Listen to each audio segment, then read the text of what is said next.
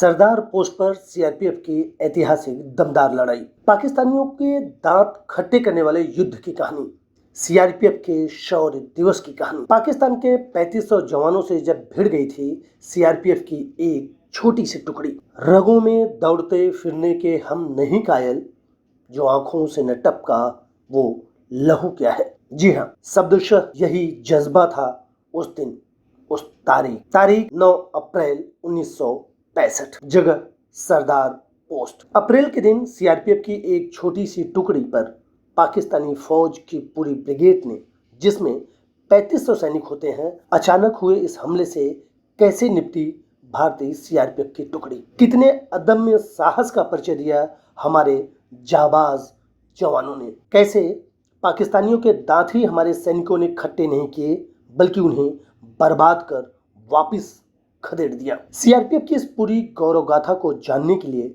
ये वीडियो अंत तक जरूर देखें। अगर हमारा ये विषय आपको पसंद आया तो चैनल को सब्सक्राइब जरूर करें। सबसे पहले आपको पाकिस्तान के बारे में एक मजेदार और सफेद झूठ के बारे में बताते चलते हैं। पाकिस्तानी पाठ्यक्रम में भारत और भारतीय सैनिकों को कमजोर और डरपोक पढ़ाया जाता है। आई ना जी, 4 जंग हमसे हारने वाले पाकिस्तानी फौज की खाट तो भारत की पैरामिलिट्री फोर्स ने ऐसी खड़ी की कि वो सरदार पोस्ट पर दोबारा नजर नहीं आए। वाकया 8 और 9 अप्रैल 1965 की रात का है। सरदार पोस्ट पर पाकिस्तान की 91वीं इन्फेंट्री के 3500 जवान अत्याधुनिक हथियारों से लैस ऑपरेशन डेजर्ट हॉक के तहत गुपचुप तरीके से भारतीय पोस्ट पर आक्रमण कर दिया। बताते हैं, हवलदार रणजीत सिंह मशीन गन के साथ पोस्ट के आउटर बैरिकेड पर तैनात थे। रणजीत सिंह ने 25 से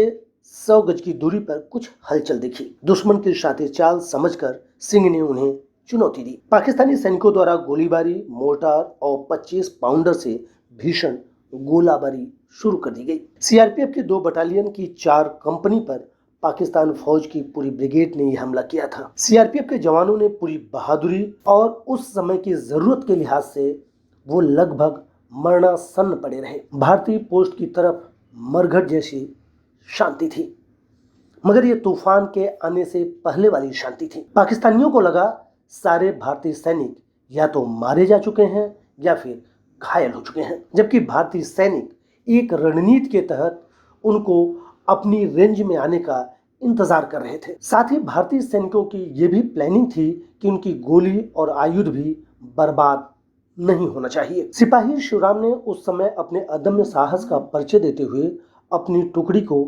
600 गज दूर से ही दुश्मन की तोपखाने मोर्टार की जानकारी दे दी थी। सूबेदार बलबीर ने शत्रु के आउटर पोस्ट को नष्ट करने के लिए अपनी मोर्टार से फायर किया, लेकिन पाकिस्तानी फौजियों की संख्या और हथियार भारतीयों की तुलना में बहुत ज्यादा उन्नत और बहुत बड़ी संख्या में थे। बावजूद इसके सरदार पोस्ट पर पाकिस्तानी आग बरसा रहे थे और उस आग के बीच भारतीय सैनिक न सिर्फ अपनी रक्षा कर रहे थे, बल्कि सही समय, सही रेंज और सही ताक का इंतजार बड़ी शांति से कर रहे थे। कुछ ही देर में पाकिस्तानियों को यह यकीन हो चला था कि भारतीय पोस्ट पर अब शायद ही कोई जीवित बचा होगा। अब पाकिस्तानी धीरे धीरे भारतीय पोस्ट के एकदम नजदीक आ गए। तभी भारतीय पोस्ट की 3 मशीन गन से ताबड़तोड़ फायरिंग शुरू हो गई, जो पहले से ही उनका इंतजार कर रही थी। इस जानलेवा फायर ने दुश्मन को चित कर दिया।